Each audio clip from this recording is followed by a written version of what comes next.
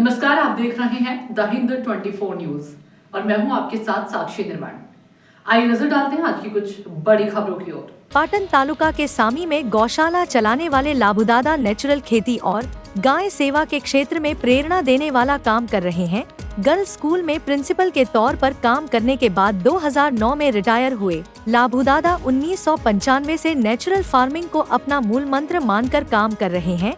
बताया जाता है कि आज उनके गौशाला में छोटी बड़ी कुल 52 गायें हैं, जिनके दम पर वे अपनी 75 बीघा जमीन और गौशाला की 28 बीघा जमीन मिलाकर कुल 103 बीघा जमीन पर खेती करते हैं, वो भी बिना कभी केमिकल खाद या दवाई का इस्तेमाल किए। लाभुदादा ने गवर्नर श्री आचार्य देवव्रत जी के फार्म पर नेचुरल फार्मिंग की ट्रेनिंग ली है और अभी वे आत्मा कतेचरी से जुड़े हुए हैं और किसानों को ट्रेनिंग दे रहे हैं।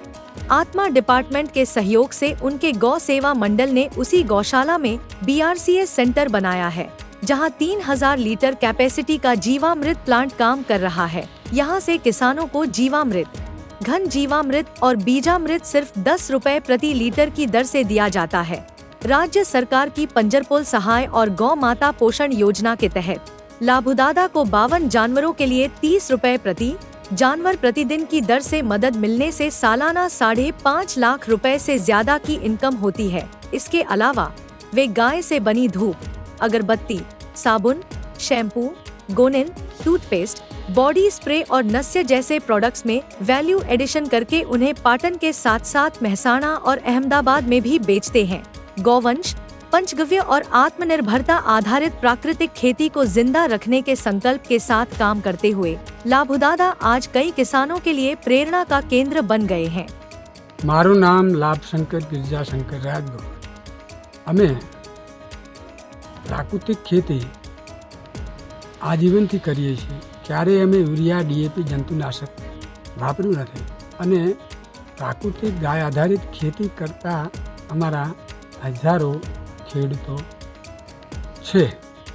આત્મા પ્રોજેક્ટની અંદર પણ અમે સંલગ્ન છીએ અને એની સાથે રહીને પણ ખેડૂતોને અમે ટ્રેનિંગ આપીએ છીએ। મારી પોતાની 75 વીઘા જમીન છે અને ગૌશાળાની 28 વીઘા જમીન છે। આત્માની સાથે રહી અને અમે અહીં જે આત્માએ અમને આ BRCS કેન્દ્ર આપેલું છે, જે પ્રાકૃતિક ખેતીના આપણે ખાતરો બનાવી અને ખેડૂતોને વેચાતા આપવાના છે, બરાબર છે। તો એ માટેનું કેન્દ્ર અહીં તૈયાર થઈ રહ્યું છે। આ 3 ટાંકા છે, એમાં 3000 લીટર જીવામૃત એક સાથે બનશે। અહીં અમારી આગળ નાના મોટા ગૌવંશ 52 છે। એમાં મુખ્યમંત્રી ગૌમાતા પોષણ યોજના જે છે, બરાબર, તો એની અંદર દર રોજ એક પશુ દીઠ 30 રૂપિયા સરકાર સહાય આપે છે અને બીજી યોજનાની અંદર પશુપાલન ખાતા દ્વારા, બાગાયત ખાતા દ્વારા અને ગૌસેવા આયોગ ખાતા દ્વારા પણ વિવિધ એવી યોજનાઓ છે કે જે પ્રાકૃતિક ખેતી પાંજરાપોળ અને ગૌશાળાઓને પગભર બનાવવા માટે ની બનાવેલી છે।